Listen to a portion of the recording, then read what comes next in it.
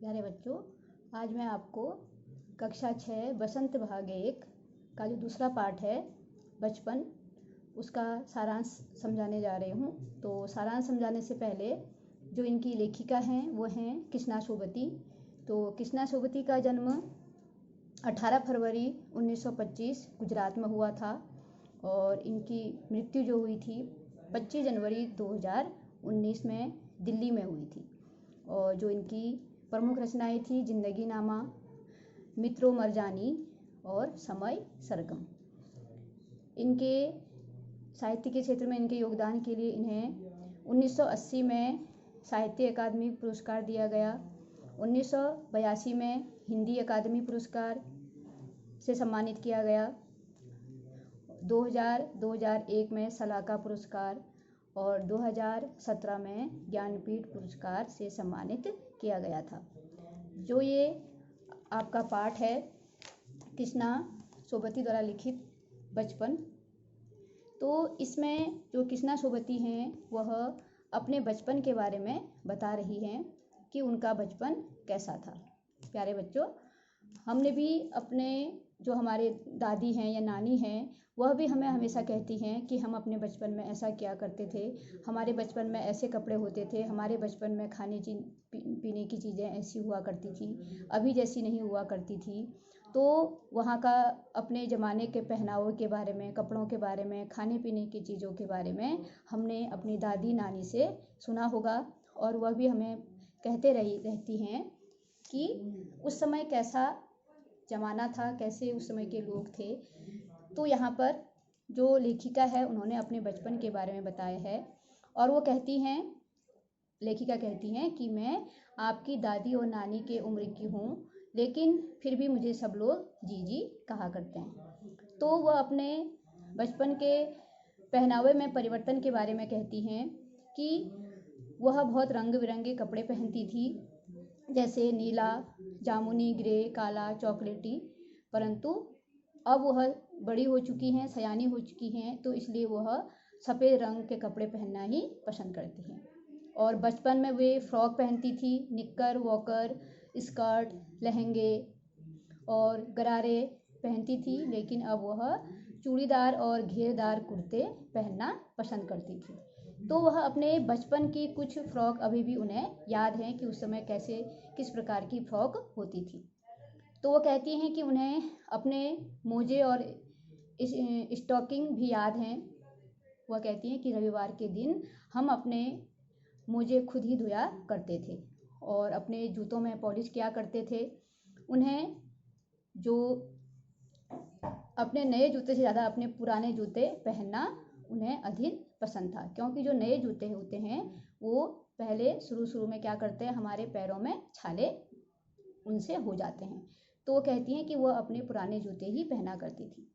आज भी उन्हें अपने बूट पॉलिश करना पसंद है और हर शनिवार को बताती हैं कि उन्हें अपने सेहत को ठीक करने के लिए ऑलिव ऑयल तथा कैस्टर ऑयल पीना पड़ता था ताकि उनका स्वास्थ्य अच्छा रहे। और वो बताती हैं कि उन दिनों रेडियो और टेलीविज़न नहीं थे, केवल कुछ घरों में ग्रामोफोन हुआ करते थे। तो लेखिका कहती हैं कि उस समय का जो समय था वह आज के जैसा समय नहीं है। तो कहती हैं पहले और अब के खाने में बहुत सारा अंतर हो गया है, परिवर्तन हो गया है। उस समय में जो चीज़ें अभी मिलती हैं उस समय वो नहीं मिला करती थी। तो पहले की जो कुल्फ़ी हुआ करती थी अब वो आइसक्रीम में बदल गई है और पहले जो हम लोग कचौड़ी समोसे खाए करते थे अब वह पेटीज का रूप उसने ले लिया है। पहले हम शरबत और केक जो कोक पिया करते थे अब वह पहले जब हम शरबत पीते थे अब वह कोक और पेप्सी बन गया है। तो वह अपने समय की और आज के वर्तमान समय की खाने पीने और के चीज़ों में जो परिवर्तन आया है वो इसमें बताना चाहती हैं। तो लेखिका कहती हैं कि जो उनका घर था वह एक मॉल के बहुत नज़दीक था और उन्हें हफ्ते में एक बार पैसे दिए जाते थे ताकि वह चॉकलेट खरीद सकें। तो वो बताती हैं कि सबसे ज़्यादा चॉकलेट मेरे पास ही हुआ करती थी। उन्हें चने जोर गरम खाने बहुत अच्छा लगता था। अनारदाने का वह चूर्ण बहुत पसंद करती थी लेखिका। और वो कहती हैं कि जो चने जोर गरम पहले मिला करते थे अब भी वैसे ही मिला करते हैं, उनके स्वाद में कोई भी अंतर नहीं है, वो अभी भी वैसा ही उनको लगता है। तो जो लेखिका थी अपने बचपन शिमला रज पर बहुत मज़े से, जो जहाँ वो रहती थी शिमला रज, वहाँ पर उन्होंने कह रही हैं कि हमने बचपन में बहुत सारे मज़े किए। उन्होंने घोड़े की सवारी की, सूर्यास्त के समय दूर दूर तक फैले हुए मनोरम पहाड़ों को देखा करती थी। और चर्च की बजती हुई घंटियाँ को सुनकर लगता था कि प्रभु ईश कुछ उनसे कह रहे हों। तो उस समय की जो शिमला की जो सुंदरता है, वहाँ का जो वातावरण है वो कैसा था, यहाँ पर लेखिका बता रही है। तो वो कहती हैं स्कैंडल पॉइंट के सामने जो शोरूम में शिमला कालका ट्रेन का मॉडल बना हुआ था, वह उन सब चीज़ों के बारे में बताती हैं। और वो कहती हैं कि पिछली सदी में जो हवाई जहाज़ कभी कभी देखने को मिल जाते थे, उनको देखकर ऐसा लगता था जैसे कोई भारी भरकम पक्षी पंख फैलाकर तेज गति से उड़ रहा हो।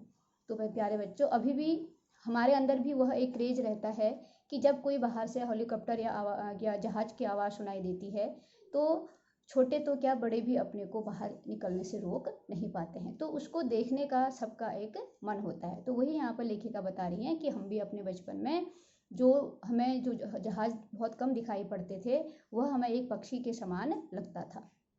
और गाड़ी के मॉडल वाली दुकान के साथ एक और दुकान थी जहाँ लेखिका ने अपना चश्मा बनाया था। और वहाँ के जो डॉक्टर थे वो अंग्रेज थे। वो कह रही है कि जब मैं लिखती पढ़ती थी, बहुत नज़दीक से रोशनी का अभाव होता था, लैंप की रोशनी में हम लोग पढ़ते थे, तो उससे क्या हुआ, मेरी जो आँखें थी वो कमज़ोर हो गई, जिससे मुझे चश्मा लगाना पड़ा। और जो चश्मा जहाँ मैंने दिखाया था अपने को, वो डॉक्टर भी अंग्रेज थे।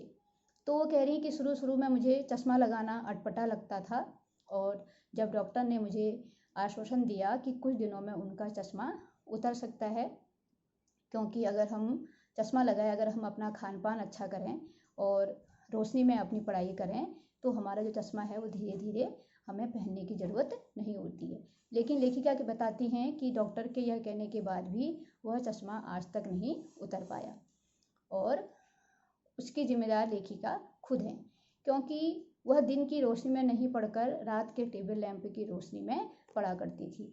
और जब पहली बार उन्हें चश्मा लगा तब उनके भाई उन्हें चढ़ाते थे और उनकी सूरत लंगूर जैसी लग रही है, ऐसा वह कहा करते थे। लेकिन धीरे धीरे लेखिका से घुल मिल गया था।